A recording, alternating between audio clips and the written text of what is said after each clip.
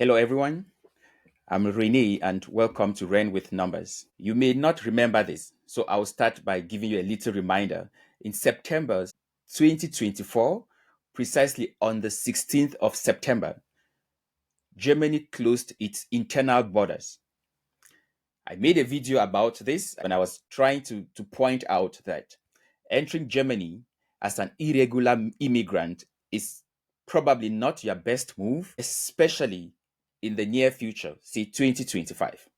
If you've not watched this video, I'm going to link it at the end of this video. So stay till the end of this, and at the end, you will see the link to watch the original video where I talked about Germany closing its internal borders and my take of what this could mean for potential irregular immigrants. Now, today, 2 months down the line, Germany intends to extend these internal borders. So the closure of these borders was initially meant to be a thing that lasted for 6 months, but now they want to extend this. When I look at the numbers, I could see that they've already stopped about 1,000 people from entering the country through these internal land borders. This was until the 20th of October. So within a month, they had already stopped about 1,000 people from entering the country irregularly. The reason I'm coming back to this is because the trend that Germany started, it's spreading very quickly across Europe. The Netherlands, with the right-wing party gaining power, followed suit, where they said they were going to bring into place the strictest regime ever seen. Austria already had internal borders in place, and they are planning to extend their own internal borders as well. France, as from the 1st of November, also re-implemented their own internal border controls. I'm stating all of this to bring to your attention the fact that the EU generally, they are stamping hard on irregular immigration. When I look at the global picture and think of what is happening worldwide, say with the Ukraine situation, Israel, Hamas, Lebanon, I do see that there is a high likelihood that irregular immigration is going to keep being a problem, and countries are looking for ways to make sure they don't bear the brunt of the burden. Now, this I can see in the EU precisely. I don't know exactly what is happening in other countries, but we have somebody who is going to give us his own opinion. You may remember Collins. I would just want to get his opinion on what he thinks this movement by European countries to the right means for foreigners and what it means for potential immigrants. I think it doesn't spell very exciting things, especially for irregular immigrants. But I'd like to hear his opinion about this. So, Collins, glad to have you with us again in this video. For those who missed the last video, maybe you could again briefly tell the people who you are and so they can have an idea how to interpret your opinions. Thank you, Renee. Thanks very much. Good evening. Thank you for bringing me back here. Glad to have Yeah, you, glad to have you anytime. thank you. Collins, like he said, and he is my mentor, Renee. And actually, I've been in Germany as well, where I did my master's in Germany before I moved to the UK, where I'm doing my PhD presently, precisely in Scotland. So that's all about me. There's not much to talk about me. Scotland, it's part of the United Kingdom, isn't it? Yeah, that's why I say I'm in the UK and precisely in Or in the Scotland. UK? Oh, yes, Yeah. yes. So you are not in the EU. But I do remember a few months back, it's not been a year, where there was an incident by an immigrant where they assaulted, I think, a little girl. I don't know if you heard about this. I think this was in England precisely. When this incident happened, I had the impression that the English people were really angry at immigrants. I don't know if this is something you feel being there in person. It's a very sensitive topic, to be fair with you. Yeah, it's so something when they said English people are being scared. To be fair, to some extent, they are right. I can say they are right because they want security. They want like to be secured in their country. You also want to be secured in your country, don't you? Of And course, even of me, course. as let me say, can I call myself immigrant? I also You want. are, you are an immigrant, but you are not an irregular immigrant. That's the Okay, difference. thank you. Yeah. I also want to be safe where I am and also to keep the people around me safe as well. Because if I'm living here, I want the country to also benefit from me as well as I am benefit from the country. So we all want an environment where it's safe for everybody to live. So I feel there are concerns about people moving in and out of the country irregularly. So I Yeah. feel the concerns that they want to live in a safe environment, and to live in a safe environment, you need to know the people around you. I can just in a basic sense. If you know at least know everybody around you and where they come from, where they are, what they are doing, you feel safe and people can take responsibilities if such things happen. But if you don't know the persons around you, you feel unsafe at certain point in time. So it's just like in a house, if a stranger comes that you don't know without you knowing and something happened, it might even be that it's not caused by that stranger, but you might accuse a stranger because that's the only unknown person. So That's I like the example you used. There are people may commit crimes or may do whatever they do and they accept it. But they don't take this from immigrants. It's always more painful or more difficult to be accepted when something wrong is done by an immigrant. I am not saying this to say that they are bad people. I think almost everybody would feel this way. I think that if I have a family and I have a child in my house who messes up, I know this is my child and I have to take it. But if somebody from outside comes and mess up my house, that would piss me off more. So I kind of have an understanding of what this feeling is for the persons in these countries when they see that a lot is changing and the things that are changing are not to the direction maybe they wanted and are perpetrated by people they do not know. But I'd like to just ask you this, Collins. There is a general trend, not just in even in the US, we saw Trump winning the elections.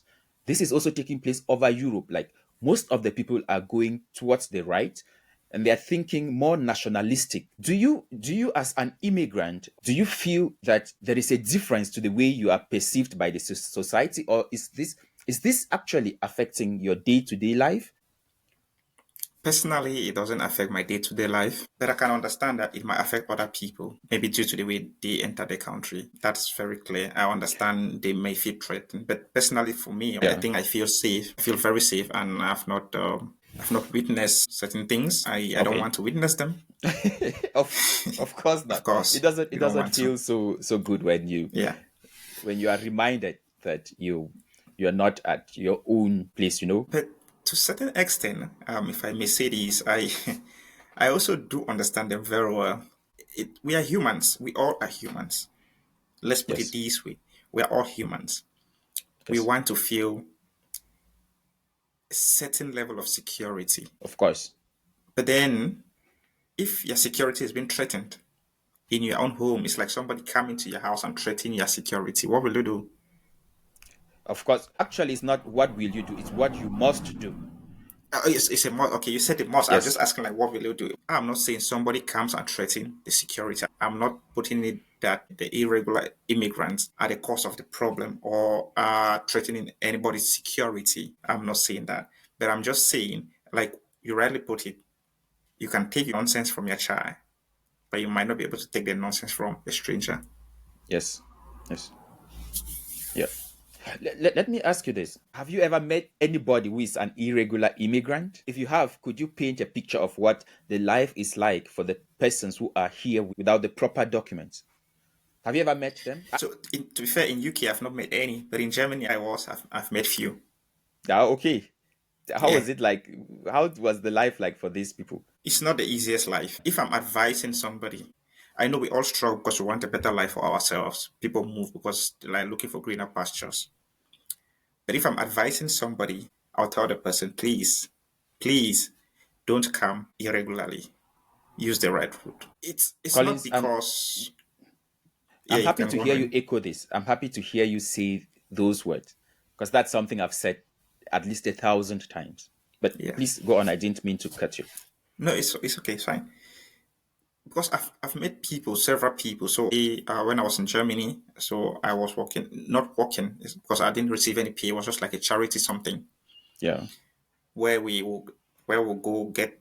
So it was sponsored by a church. We'll go get food things and go and give such people in certain area, especially in a country like Germany, for instance, where you might come in, the language is something you don't speak. Yeah. Therefore, you cannot, first of all, integrate in the society easily. There's no way you can have a job without a document, without a like registered address, Yes. Yeah. without health insurance. You can't do anything. Yes. Yes. This So is these things are really difficult. it's a really difficult life for those who enter here irregularly. I have interacted with a few. When they come in irregularly, they are a burden not just to the country but to the persons around them. I met this guy when I was at work. This guy, he was working with someone else's documents. So what was paid, he got just a fraction of this because the owner of the documents would take the majority of the pay without doing this work. He cannot open a bank account because he doesn't have any residency status in the country. Yeah. He does not have a bank account, so his money goes to someone else's bank account. He does not have an address. So people are running away from him. After work, when he starts talking with you for long, people start trying to run away because the next thing is he's going to ask if he can spend the night with you. And his night will always try to turn to 6 months. So he will say, can I spend the night? Where I'm staying is too far.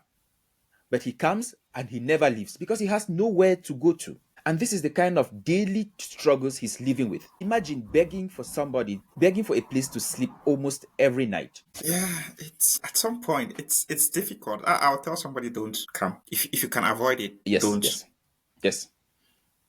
Of course, persons who are faced with war situations, this is understandable. You do It's not have a understandable, yeah. choice. You are running for your life. Lives, yeah.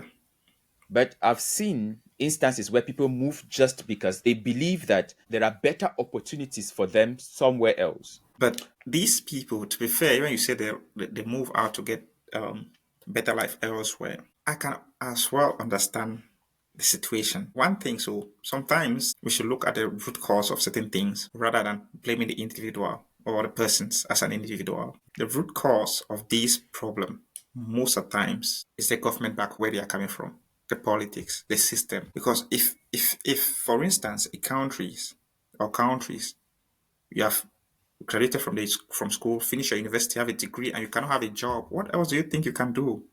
So they try all they could to use what they have to get something to feed themselves and their family. I advise them not to come, but I also do understand them when they do such move. Here's the thing. I do such videos quite often. So I get Yeah. people reach out to me, especially Facebook, because most of my Facebook following is not from Germany.